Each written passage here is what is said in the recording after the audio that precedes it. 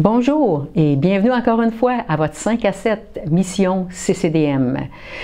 Pasteur René nous a trouvé un petit vidéo qu'on va vous présenter un peu plus tard sur la mission. Ça va vous encourager et nous allons continuer le vidéo qu'on avait commencé avec Gabriel et Myriam. On regarde ça ensemble.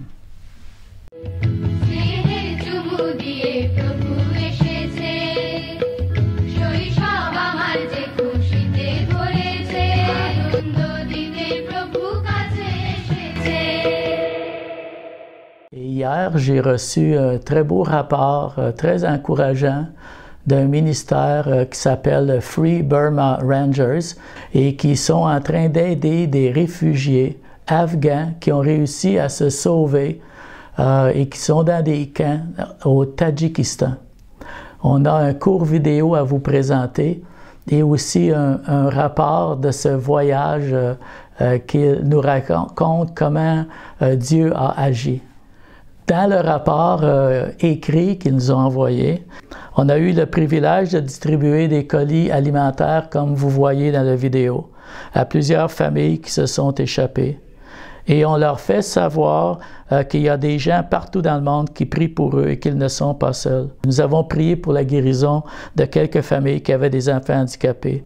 Et on a entendu de nombreuses histoires dramatiques sur la façon dont ils ont tout perdu. Nous leur avons rappelé l'espoir qui vient de Dieu et qui ne nous quittera jamais, même dans nos heures les plus sombres. On les a encouragés à invoquer le nom de Jésus, quelle que soit leur religion. La dernière nuit avec eux sur le flanc d'une montagne baignée au clair de lune, j'ai demandé si je pouvais prier. J'ai senti que je devais me mettre à genoux et alors je me mettais à terre. Tous les hommes se sont mis à genoux avec moi et nous avons pu sentir la présence de Dieu. Ensuite, nous nous sommes embrassés et nous sommes partis alors que la pleine lune se levait sur les pics glacés des montagnes.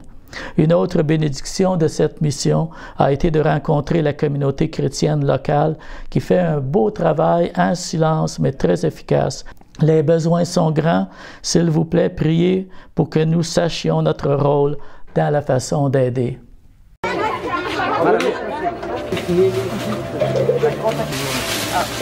Just the packs. Hi, this is Karen Eubank in Tajikistan. This is September 23rd, 2021, and it's a wonderful opportunity to give food packs to Afghan families, refugees who have relocated here. Our Free Burma Ranger team has been able to visit families who have come here for a while and have recently arrived as well. Yeah, thank you just to thinking about us, about refugees who is living here, who is coming here, and we just sharing glory of God around the people who don't have a hope, and we can be a part of His kingdom here. And it's a blessing to be able to tell them they're not alone and they're not forgotten, and they have family all over the world who care and pray for them and have sent this support. Thank you. Thank you so much.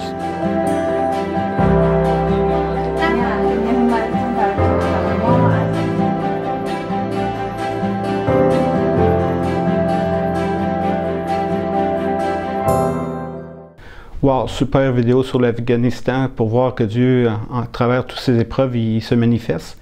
Et nous allons poursuivre avec un super témoignage de Gabriel et Myriam, comment ils ont pu s'adapter avec ces difficultés qui n'est pas toujours évident en région éloignée et comment ils ont pu répondre aux nombreux défis. J'aimerais vous poser la question, y a-t-il une situation, une expérience nouvelle que vous avez vécue que vous aimeriez nous partager? Qui nous a aidés comme à passer au travers. Au début, pour ma part, en tout cas, moi, je trouvais ça...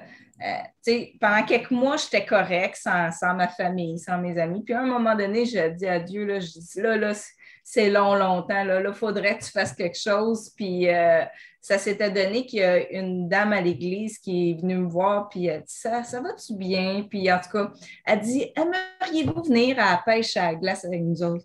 Genre, oui, j'aurais besoin de ça. J'aime ma famille, mon mari, mes enfants, mais là, on était juste nous autres, on ne connaissait personne. Fait que là, c'était comme, aïe, j'aurais besoin de sortir, faire quelque chose. Puis elle a eu ça à cœur, nous inviter, puis on est allé avec elle. Puis moi, ça m'a fait tellement du bien cette journée-là, puis ça a comme fait une sortie, puis ça a comme créé un lien aussi avec ce couple-là. Depuis ce temps-là, on est restés amis ensemble, puis vraiment, ça a été quelque chose que Dieu, pour moi, là, il est venu, puis il a fait quelque chose. Là. J'avais un besoin, là, puis Dieu y a répondu. Ouais. Ouais. Je dirais que souvent, quand tu fais le pas de foi, tu sais, de tout laisser en arrière, tu sais, puis de laisser ta famille, puis tu fais le pas de foi de répondre à l'appel de Dieu dans une région qui est comme à 8-9 heures de route. Des fois, c'est plus loin qu'aller dans un autre pays. Tu sais, c'est comme, tu te dis, ouais, tu sais, j'ai-tu fait. Tu sais, des fois, tu te poses la question, tu as des doutes sur le fait, est-ce que tu es au bon endroit, est-ce que tu es encore à la bonne place, c'est-tu vraiment ça que Dieu voulait? Tu sais, c'est normal, je pense, de se poser ces questions-là parce que des fois, il y a des défis qui arrivent, des épreuves, des circonstances qui font que tu n'es plus sûr d'être dans le bon bateau, puis en tout cas, tout le kit. J'avais eu en cadeau une concordance quand Mme Arriendo est décédée. Tu sais, France Arriendo est décédée, ça fait plusieurs années maintenant de tout ça.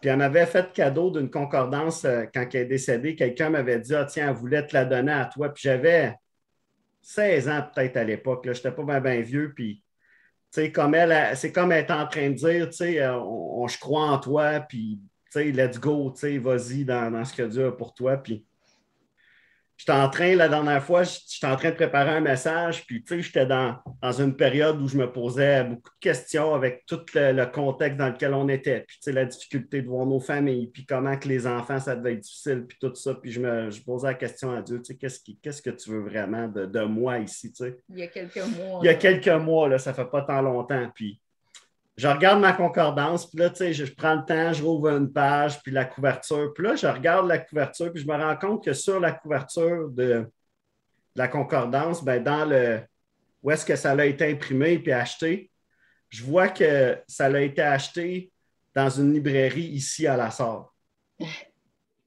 Et là, j'étais en train tu sais, je me posais tellement de questions. Puis là, pendant que je me posais ces questions-là, c'est comme le Saint-Esprit est venu confirmer dans mon cœur, dans mon esprit, dans mon âme.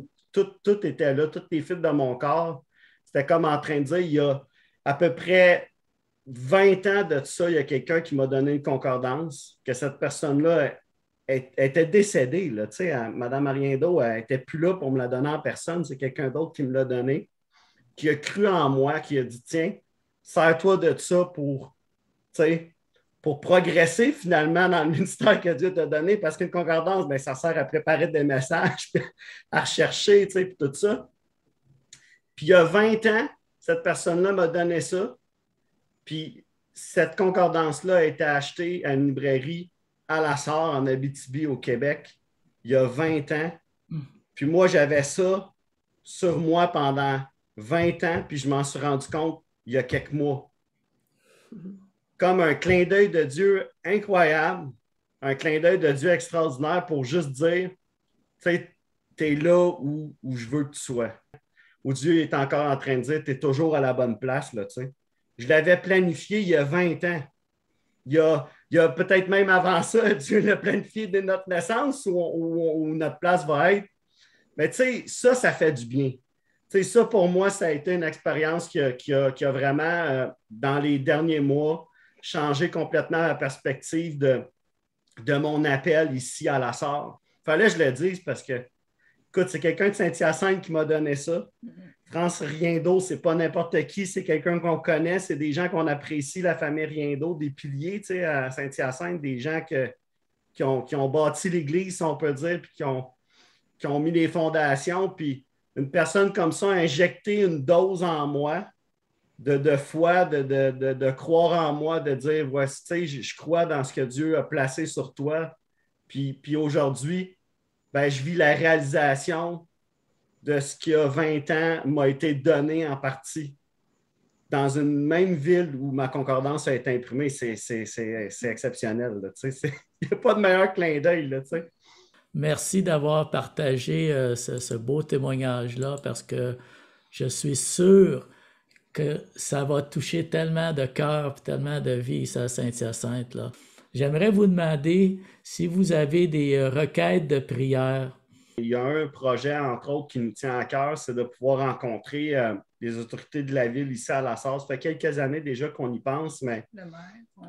le maire, entre autres, puis on veut demander c'est quoi les besoins, c'est quoi comment qu'on peut faire pour aider la ville de La Sarre, tu sais, comment que comme Église, on peut faire pour aider notre communauté, nos gens qui sont là puis qui nous entourent, puis comme Église, faire une différence. Ça, c'est une chose. C'est sûr qu'il y a des beaux défis au niveau des différents ministères dans l'Église qu'on est en train de vivre, des défis des réflexions sur certains ministères, soit à venir, à naître ou à des changements. Puis ça, c'est un besoin pour nous parce que comme pasteur, tu as toujours besoin de direction, puis de vision, puis de sentiment que Dieu, tu t'en vas dans la bonne direction avec tout ça. Je vous dirais de prier aussi pour le contexte parce qu'il y a à peu près 2 ans avant la pandémie, nous, on a une mission en République dominicaine que l'Église soutient, puis que c'est une mission que c'est nos églises, dans le fond. C'est des églises qui ont été fondées par l'Église de La Sarre puis Amos, ici en région.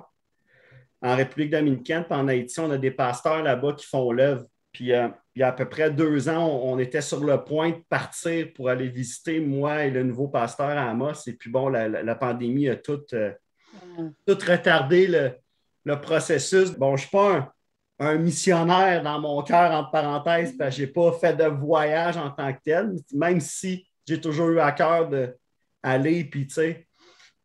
Mais pour moi, c'est important parce que c'est nos églises qu'on a implantées là-bas il y a plusieurs années, mais que Dieu puisse permettre une faveur puis une porte qui s'ouvre là. Je ne sais pas si tu avais d'autres choses, toi, en cœur. Super intéressant. Super intéressant, ouais. Gabriel et Myriam. Ouais. Vos requêtes, on va les partager à l'Église de Saint-Hyacinthe, on va les partager sur la capsule. Et puis, on est super content de vous avoir vu. On est super content d'avoir des nouvelles de vous. On vous soutient dans nos prières, on vous soutient comme missionnaire. Tu dis que tu n'es pas missionnaire, Gabriel, mais pour nous, tu es un missionnaire au Québec. Fait qu'on veut vous remercier du temps que vous nous avez consacré et on vous souhaite bonne chance dans tous les projets qui sont devant vous. Merci. Que Dieu vous bénisse. Merci beaucoup, Myriam et Gabriel, pour ce témoignage de la fidélité de Dieu dans votre vie, dans l'Église en Abitibi. Comme nous approchons de Noël,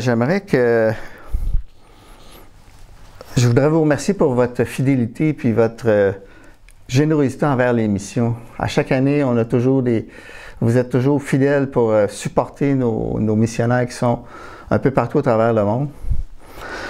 Puis, comme Noël approche, souvent ces missionnaires-là ont des projets d'évangélisation pour aider les gens démunis. Sans nos dons, ils ne peuvent pas le faire parce qu'il faut qu'ils achètent des denrées pour ces gens-là. Comme on dit, l'évangélisation, ça commence en aidant les gens et pas juste en parlant. Fait que c'est très apprécié. Nous autres, comme là, en ce moment, on a 3 trimestres qu'on a envoyés à nos missionnaires. Le dernier, ça va être pour le mois de décembre. Parce que les autres, ils comptent sur ça. C'est pas juste du superflu pour eux. Ça fait partie de leur vie, ce qu'on envoie aux missionnaires. Pour vos dons missionnaires, vous pouvez donner des dons généraux. Mais si vous avez à cœur de donner pour un missionnaire en particulier, c'est juste de l'écrire sur l'enveloppe, le pays, le nom, ou en ligne, vous pouvez le faire aussi pour les dons désignés. Merci beaucoup pour votre générosité et votre amour pour les missions. Nous allons maintenant prier, Seigneur, pour vraiment tout ce que nous avons vu dans ces vidéos, Seigneur. Oui, pour les réfugiés en Afghanistan, tu vois comment ils peuvent vivre les périodes toujours insécures, toujours difficiles, Seigneur. J'ai pu voir dernièrement que même des fois, ils vendaient leurs enfants pour pouvoir survivre, Seigneur. Que tu puisses vraiment les toucher, Seigneur, vraiment. Et Seigneur, nous voulons aussi prier pour nos missionnaires que nous soutenons outre-mer, Seigneur. Et nous voulons aussi soutenir ceux qui sont au Québec, Seigneur. Et tu vois qu'en cette période bientôt de Noël, ils vont utiliser ce message de Noël pour pouvoir vraiment atteindre leur communauté et vraiment parler du message le plus important, ta venue, Seigneur, sur terre, Seigneur. Merci pour toutes ces choses. Amen. Wow! Toute une capsule cette semaine encore. On veut vous encourager de continuer de prier pour nos missionnaires, de donner généreusement et n'oubliez pas, tous les 2e mardis du mois, c'est notre capsule 5 à 7, Mission CCDM. Au revoir et à la prochaine. Que Dieu vous bénisse.